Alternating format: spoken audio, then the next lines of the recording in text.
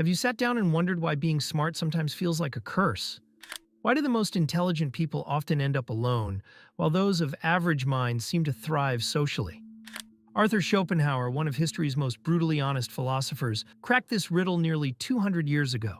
He established that intelligence itself becomes a mirror, reflecting back others' limitations. And people never forgive you for showing them what they don't want to see. Most people think it's just coincidence, that brilliant minds often live lonely lives. Or maybe smart people are just socially awkward. But Schopenhauer saw something deeper, a pattern that plays out in every society, in every age. He noticed something interesting. When you put an intelligent person in a room, they don't have to say a word to make others uncomfortable. Their mere presence becomes like holding up a mirror to everyone else's limitations. And nobody likes looking in a mirror that shows them things they'd rather ignore. Think about it. We celebrate all kinds of superiority. Money, people love rich folks. Good looks, we can't get enough. Even physical strength gets admiration. But superior intelligence? That's different. It stirs up a special kind of resentment, a quiet hatred that most people won't even admit to themselves. So how did Schopenhauer come to understand this dark side of human nature, and why do his insights matter more than ever in today's world? Born in 1788 in Germany, Schopenhauer wasn't just some ivory tower philosopher theorizing about life. He lived through the exact dynamics he wrote about.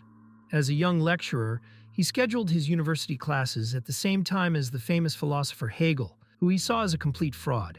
While Hegel's lectures packed the halls, Schopenhauer's sat empty.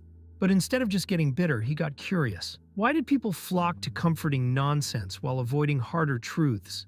He started watching how people behaved around intelligence, not just in universities but everywhere. He saw the same pattern over and over. The smarter someone was, the more others found subtle ways to exclude them. Not because they were rude or arrogant, just because their intelligence itself made others feel smaller. Living modestly off his inheritance, Schopenhauer had the freedom to observe society without needing its approval. He watched how people gathered in groups, who they welcomed, who they pushed away. The patterns he saw weren't pretty, but they were consistent. Modern science has caught up with what Schopenhauer observed through pure insight. Recent studies in social psychology reveal fascinating evidence about why intelligent people face social rejection. Brain imaging research shows something remarkable. When people feel intellectually inferior, it activates the same neural pathways as physical pain. It's not just a figure of speech when people say intelligence hurts their ego. It literally triggers pain responses in the brain. A 2021 study found that exposure to superior intelligence activates our threat detection systems. The amygdala, our brain's alarm system, lights up when we encounter someone significantly smarter than us. It's the same response we have to physical threats, explaining why the reaction feels so instinctive and hard to control. Researchers at Stanford discovered something even more interesting. This response is stronger in group settings. When people are alone with someone more intelligent, the threat response is minimal. But add more people to the room, and it spikes dramatically. Our brains seem wired to protect our social status more than our private self-image. But this hardwired response isn't the whole story. What Schopenhauer discovered about how we consciously process this unconscious reaction reveals something even more profound. And what he discovered about how intelligence affects human behavior would explain something that had puzzled people for centuries. Here's what Schopenhauer discovered. People don't just randomly dislike intelligence. It triggers something deep in human psychology, something most of us won't even admit to ourselves. When someone smarter enters a conversation, everyone else unconsciously measures themselves against them. Not because they want to, but because they can't help it. It's like putting a professional athlete in a casual pickup game. Suddenly, everyone feels their limitations. Schopenhauer noticed how people react to this feeling. They don't say, "Wow, this person makes me feel dumb." Instead, they assume the intelligent person looks down on them.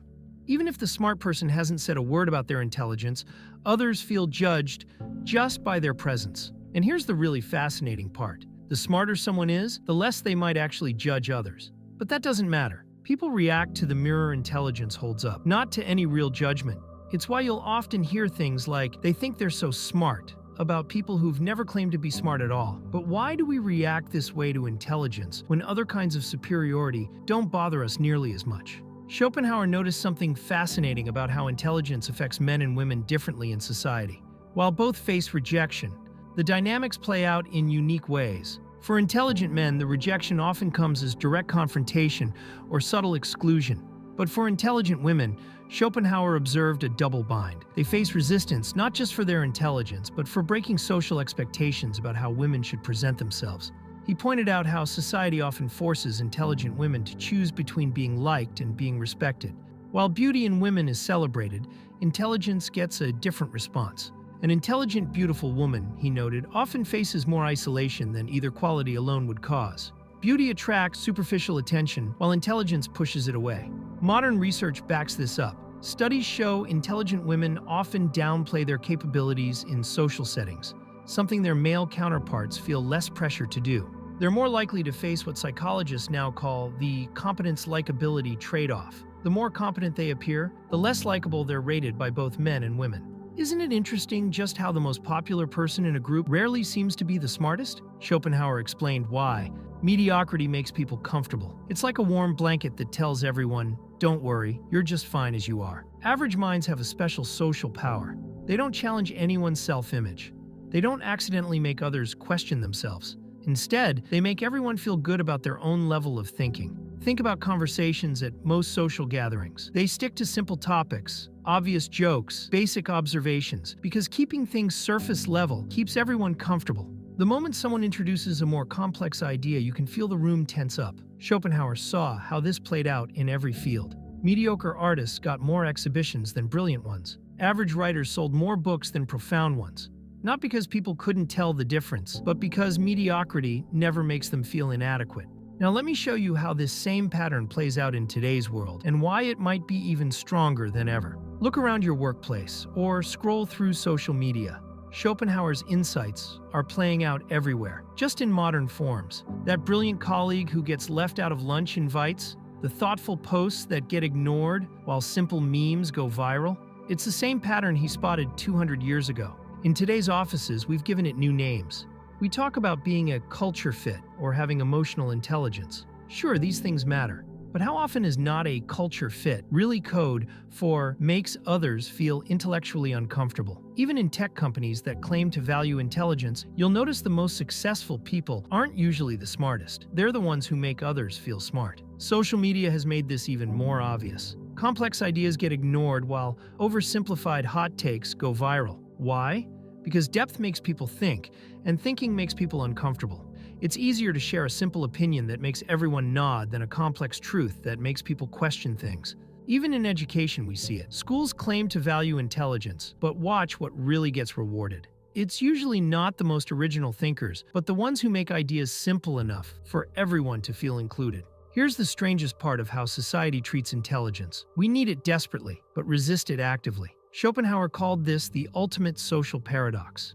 Every society celebrates its geniuses after they're dead. Newton, Einstein, Marie Curie, we put them on pedestals now. But during their lives, Newton was notorious for his lack of friends. Einstein was called a fool by his teachers. Curie was rejected by the scientific establishment. This paradox shows up everywhere. Companies claim they want innovative thinkers, then reject ideas that challenge the status quo. Universities say they seek brilliant minds, then reward conformity over originality. Society needs progress but fights the very people who create it. Schopenhauer explained that intelligence is the only form of power that can't be controlled or predicted. You can regulate wealth, limit physical strength, even manage beauty standards. But you can't control what a truly intelligent person might think or discover next. Understanding this pattern doesn't mean you're doomed to social isolation. Schopenhauer wasn't just pointing out problems, he was showing us a map. Once you understand why intelligence creates social friction, you can learn to navigate it better. First, recognize that you're not doing anything wrong by being intelligent. The reaction you get isn't personal. It's a natural social dynamic. Understanding this alone can lift a huge weight off your shoulders. Second, learn to read the room. There's a time and place for deep thinking. Save your most complex ideas for people and situations where they'll be appreciated. This isn't about dumbing yourself down. It's about choosing your moments wisely. Third, find your tribe. Schopenhauer noticed that truly intelligent people tend to form small, tight-knit groups. Today, with the internet, it's easier than ever to connect with minds that match yours. You don't need everyone to understand you, just enough people who do. Some of history's most successful intellectuals found ways to bridge this gap between intelligence and social acceptance. They developed specific strategies that we can learn from. Take Richard Feynman,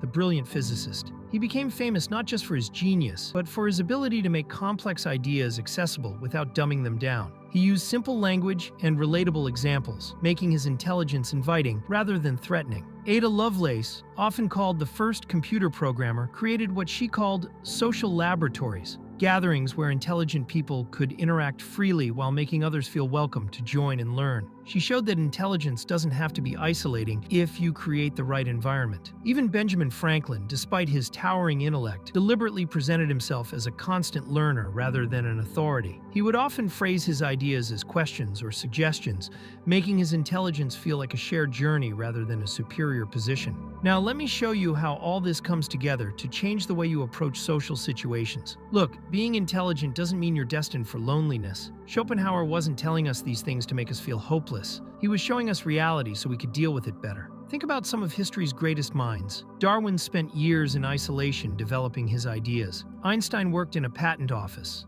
away from academia. Marie Curie faced constant resistance. Yet they all found their way to make an impact, and more importantly, to find fulfillment. The key isn't to hide your intelligence or pretend to be something you're not. It's about understanding the social dynamics at play and working with them, not against them. Sometimes that means stepping back. Other times it means finding the right audience. Always it means staying true to yourself while being smart about how you engage with others. Remember, just because society often resists intelligence doesn't mean it doesn't need it. Every major advance in human history came from someone who thought differently, who saw deeper, who dared to be smarter than average. That's not going to change. Next time you feel that social pushback against your intelligence, remember what Schopenhauer taught us. You're not doing anything wrong. You're just holding up a mirror, and how others react to their reflection isn't your responsibility. If this video resonated with you, share your experiences in the comments below. How have you dealt with the social challenges of being intelligent? And if you want to explore more insights from history's greatest minds, hit that subscribe button. We're just getting started.